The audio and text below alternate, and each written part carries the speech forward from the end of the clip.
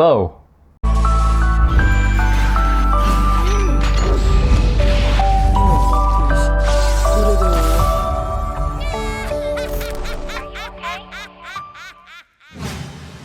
I am going to be starting a new series here. I want to start the journey of this series. I'm going through animation school while I'm learning how to animate bouncing balls with skirts and character sheets, character animations. I want to apply that knowledge. A certain application that I want to practice with this is, actually applying and actually doing the work to show for myself that I'm actually doing this with a benefit, with the benefit of the gain that I'm going to be animating. I'm going to become an animator.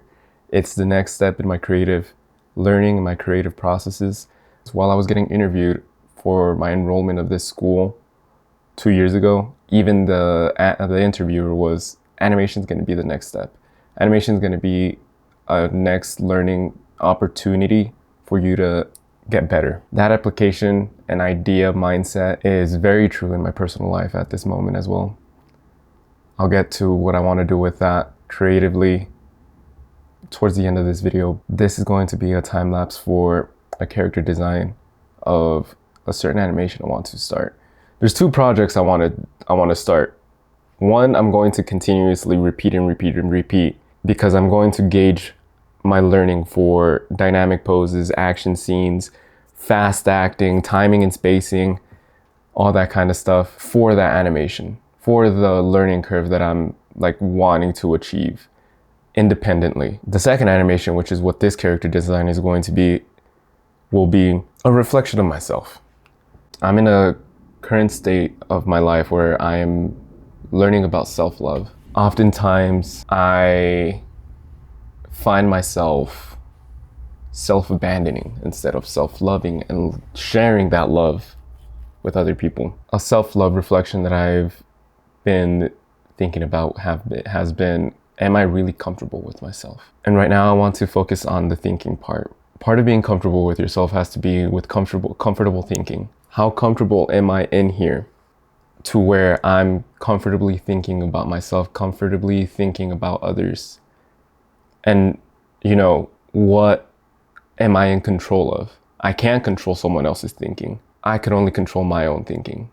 How comfortable am I to sit alone? Or let's say I'm back from a date. How comfortable am I to truly sit there and not, think the worst? Oftentimes, indirectly, we also project our own insecurities onto someone else. And while we can trust someone with our own insecure thinking, we don't often think about how that'll affect them, how it'll affect us personally when we're alone. It's not the act of thinking, and this goes into overthinking. So it's not the act of overthinking that damages us. It's the practice of overthinking. Overthinking is a safety mechanism for anxious people.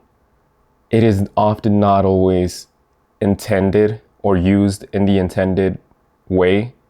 Overthinking is helpful because then you end up destroying some sort of high expectancy that you have of people. Oh, this person will do this person will do that. That's fine and all for your own safety of emotions, if that's an emotion regulator. What's not fine is that you decide to give that thought the power of being finalized. When you decide to give that thought, this is my thinking, this is the way it is, this is gonna play out the way it is because I thought it this way. It's still the act of being comfortable with your own thinking that you need to build a habit of not giving your thoughts these powers over your life. There's a song that I think back on. The introduction is, the act of overthinking is not bad. It is simply a bad master. You have to develop a healthy thinking style that doesn't downplay any of your experiences in life, that doesn't end up being this downfall of emotions. In any case, just anything negative.